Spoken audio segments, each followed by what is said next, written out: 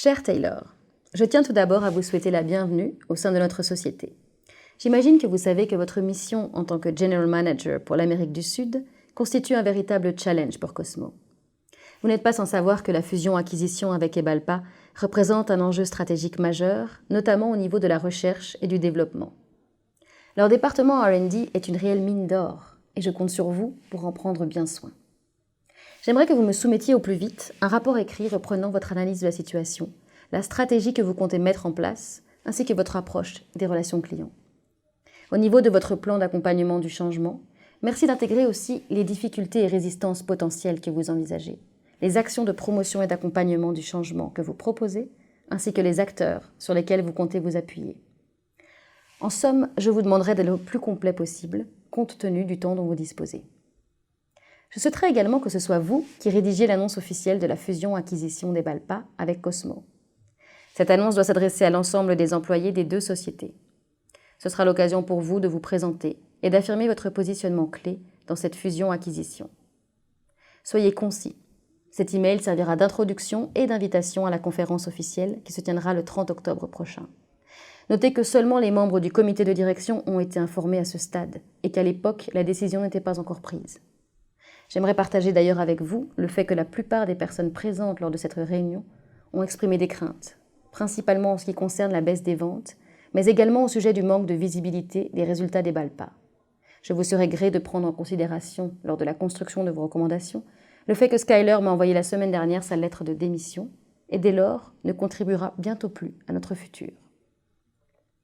En pièce jointe, vous trouverez une brève présentation de nos services, organigrammes, missions, valeurs et process, ainsi que quelques informations collectées à ce propos. J'espère que ces informations pourront vous être d'un certain secours. J'ai personnellement demandé à notre groupe HR Manager de vous donner un aperçu sur l'historique et le contexte actuel de notre société. Alejandro tenait également à vous souhaiter la bienvenue. Je vous remercie donc de visionner cette vidéo jusqu'à la fin.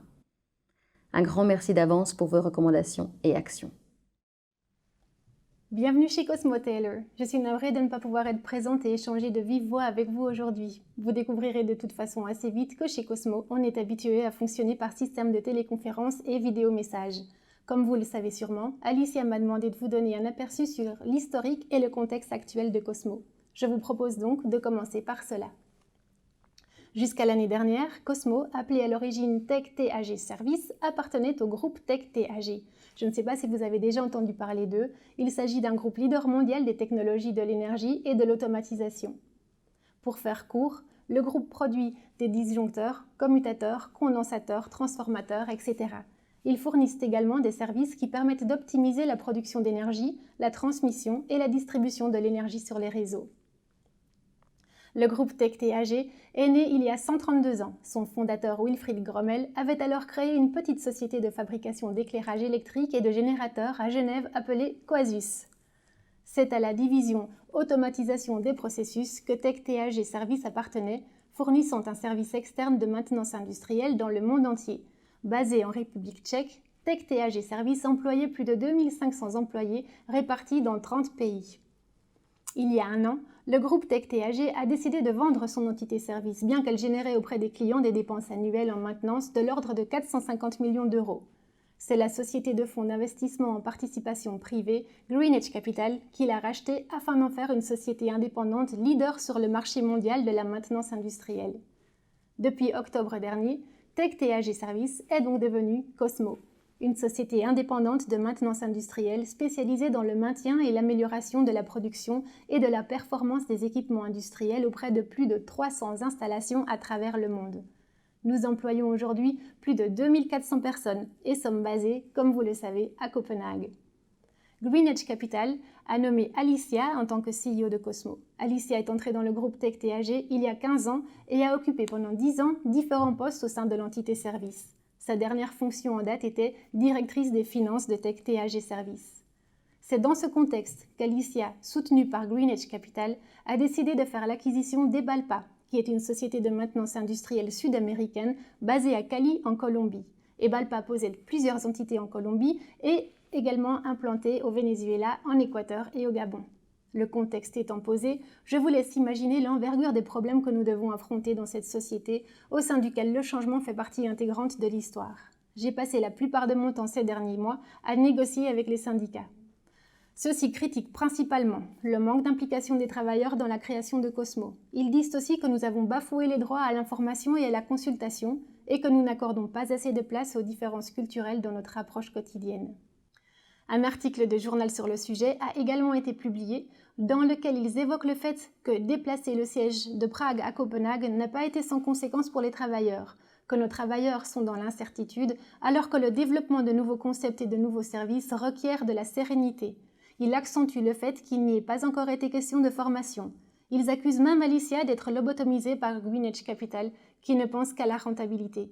Ceux-ci oublient de dire que nous avons mis énormément d'énergie dans la création d'un plan de rétention du personnel attractif et que ce type de changement n'est jamais facile et sans conséquences.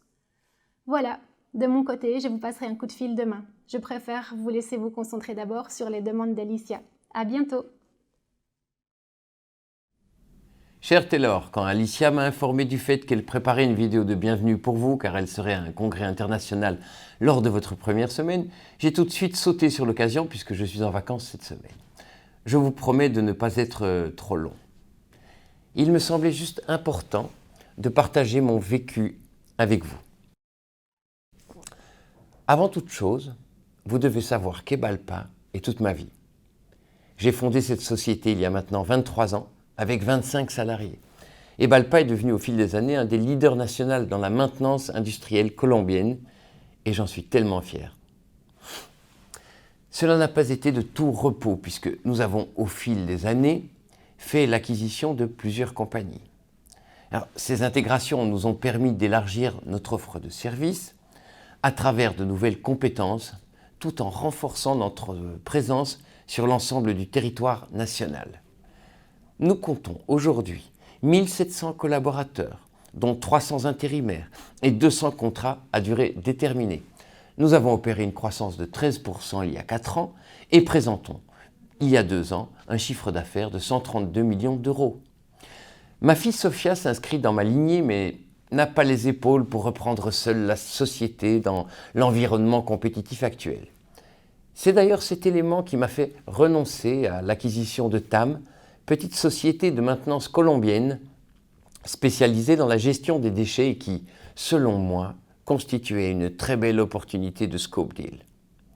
Je suis intimement convaincu que cette fusion pourra bénéficier aux deux parties si nous unissons nos forces et valorisons nos expertises et différences respectives. Sophia pourra, je pense, vous être d'une grande aide de par ses excellentes capacités communicationnelles. Sachez toutefois que notre DRH est très inquiet et espère que vous respecterez notre spécificité culturelle et notre manière de fonctionner. Je pense qu'il est essentiel de définir rapidement un système pour retenir et motiver les employés performants. Le dernier point que je souhaite vous relayer concerne nos clients. Je pense qu'il est important de les informer de la fusion dès que possible. La semaine dernière, un de nos plus gros clients nous a fait part du fait qu'il avait été informé de manière non officielle de la fusion et a exprimé ses craintes vis-à-vis de notre future collaboration. Il me semble primordial de rapidement réassurer nos clients sur le fait que la maintenance de leurs usines sera assurée de la même manière. Ils ont entendu dire que les prix pratiqués par Cosmo au Brésil sont exorbitants pour un service support déplorable.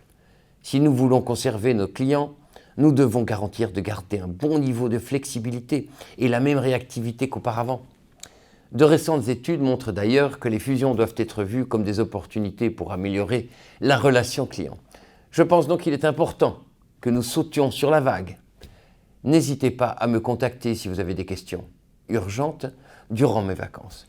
Dans le cas contraire, je serai de retour la semaine prochaine et je serai ravi de pouvoir commencer à collaborer avec vous.